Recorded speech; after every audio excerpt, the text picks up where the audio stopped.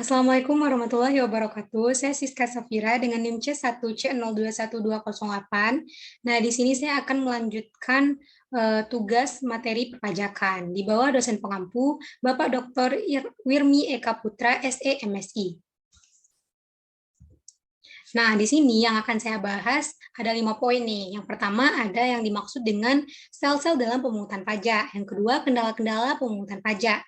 Yang ketiga, ada bentuk perlawanan pajak. Yang keempat, yang terkait dalam pajak. Yang kelima adalah sistem penggolongan pajak. Kita mulai yang pertama nih.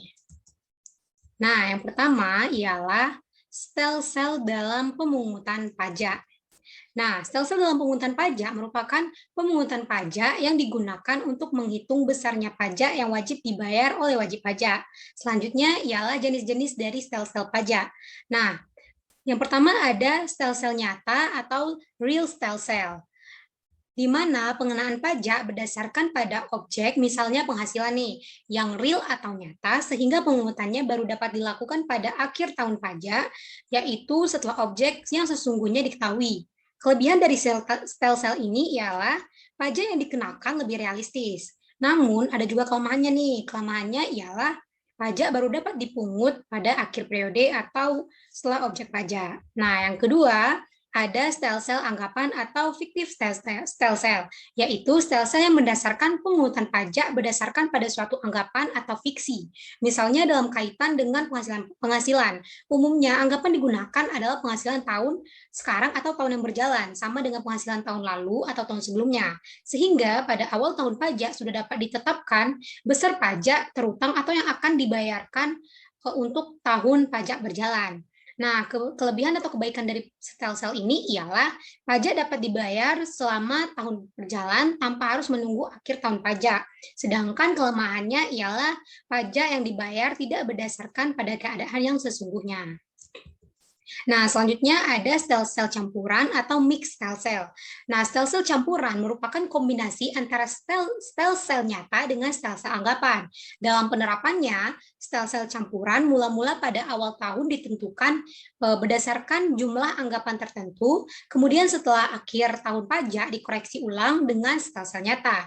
Nah, kelebihan dari sel-sel ini ialah bahwa pajak sudah dapat dipungut pada awal tahun, sedangkan kelemahannya Fiksus menghitung kembali jumlah pajak setelah tahun akhir pajak sehingga mengakibatkan beban pekerja Fiktus bertambah dan juga akibatnya seringkali terjadi tidak terselesaikan kalau menggunakan sel-sel campuran atau mixed sel-sel.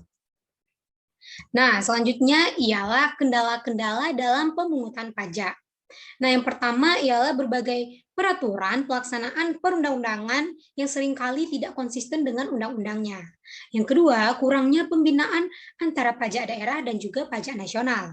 Yang ketiga, database yang masih jauh dari standar internasional. Yang keempat, lemahnya penegak hukum atau law enforcement terhadap kepatuhan membayar pajak bagi penyelenggara negara, lemahnya penegakan pajak terhadap kepatuhan penyelenggaraan pajak. Yang kelima ialah kurangnya atau tidak adanya kesadaran dari masyarakat.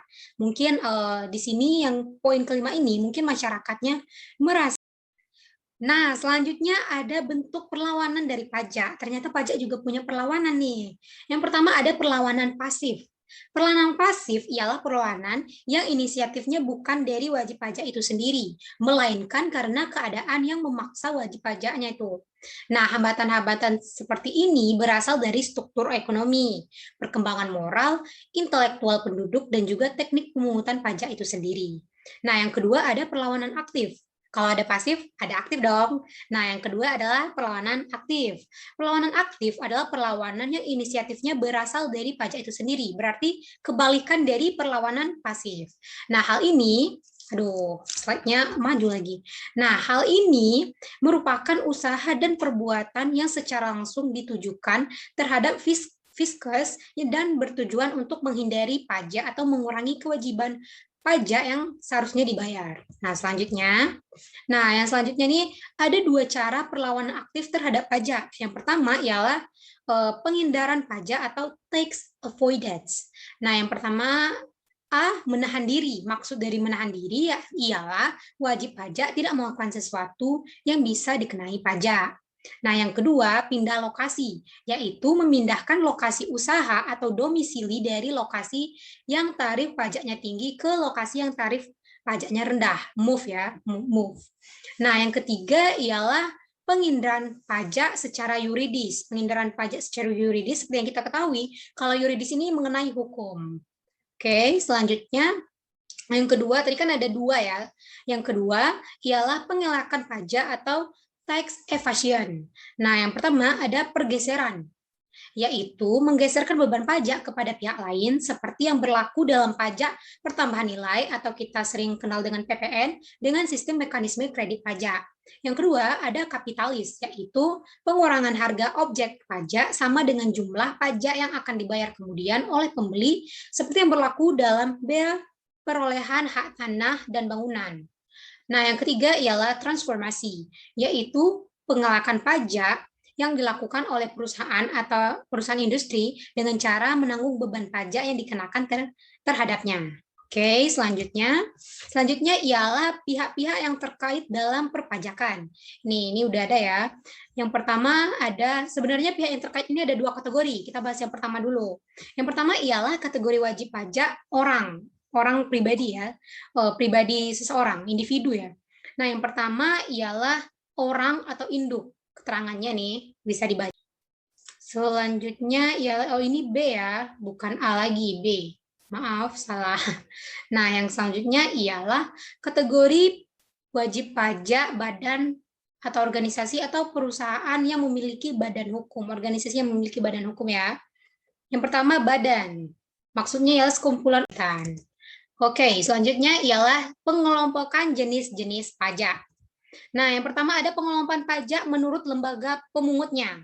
Yang pertama ada pajak pusat atau pajak negara, yaitu pajak yang wewenangnya dipungut ada di tangan pemerintah pusat dan digunakan untuk membiayai rumah tangga negara, misalnya pajak penghasilan, pajak pertambahan nilai, dan pajak penjualan atas barang mewah, pajak bumi dan bangunan.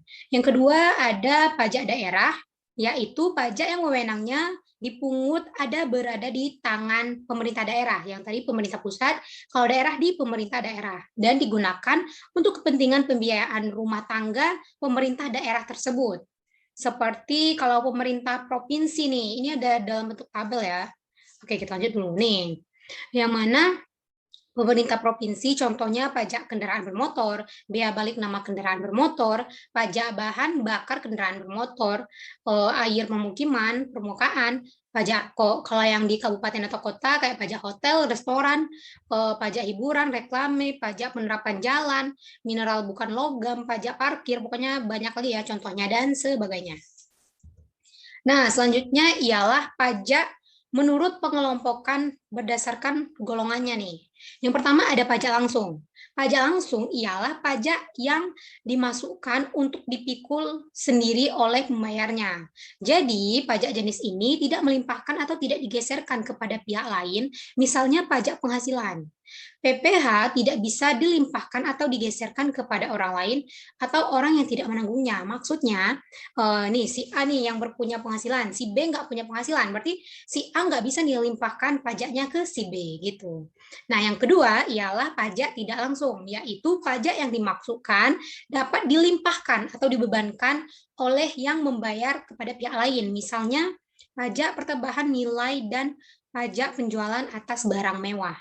Pajak jenis ini bisa dilimpahkan atau digeserkan oleh penjualan kepada pembeli. Berarti dalam pengelompokannya ini lebih ke kebalikan ya, untuk mempermudah kita memahaminya.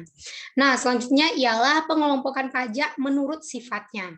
Di mana yang pertama ada pajak subjektif atau pajak yang bersifat perorangan, yaitu pajak yang dalam pengenaannya memperhatikan keadaan atau kondisi pribadi wajib pajak atau status kawin atau tidak kawinnya, mempunyai tanggungan keluarga atau tidak, misalnya pajak penghasilan. Keadaan atau kondisi wajib pajak akan mempengaruhi dalam hal penghasilan tidak kena pajak. Yang kedua ada pajak objektif, di mana pajak yang bersifat kebendaan, yaitu pajak yang dalam pengenaannya hanya bersifat objek pajaknya saja, tanpa memperhatikan kondisi atau keadaan seseorang. Misalnya bea material yang dipungut. Nah, akhirnya, pembahasan materi kedua ini selesai ya. Mungkin akan dilanjutkan materi selanjutnya. Bila ada kesalahan mohon dimaafkan. Sekian terima kasih. Assalamualaikum warahmatullahi wabarakatuh.